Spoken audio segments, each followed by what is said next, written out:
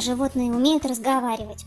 Всем известно, в сказках звери и птицы разговаривают. Три поросенка весело распевают песенку, курочка ряба утешает старика со старухой, даже золотая рыбка и та в сказке разговаривает. Но то в сказке.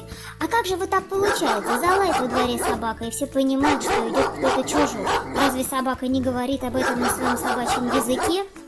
А вот и нет, собака лишь подает тревожный сигнал. А почему же тогда говорят, что собаки умные? Да потому что они умеют многое запоминать и подавать, когда нужно, тот или иной сигнал. У животных есть немало разных сигналов. Этими сигналами они много сообщают друг другу. Вот, например, летят над полем вороны и каркают, и вдруг одна из ворон каркнула чуть иначе. Это она заметила добычу и оповестила стаю.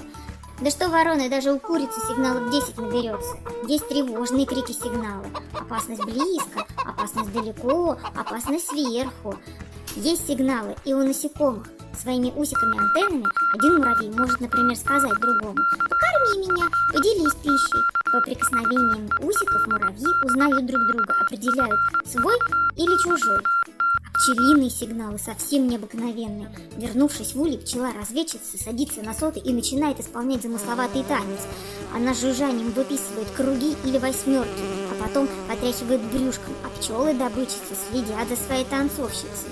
Пчелы узнают, в какой стороне и на каком расстоянии есть нектар.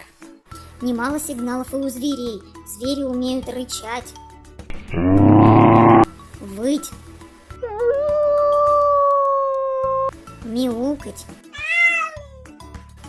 реветь и, наконец, они подают сигналы запахами.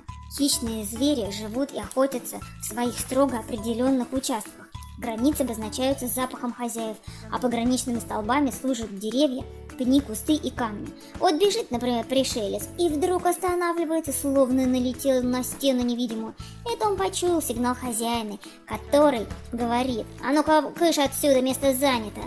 А вот медведь сигналит. Знаете как? Отмечает границы своих владений. Вот еще.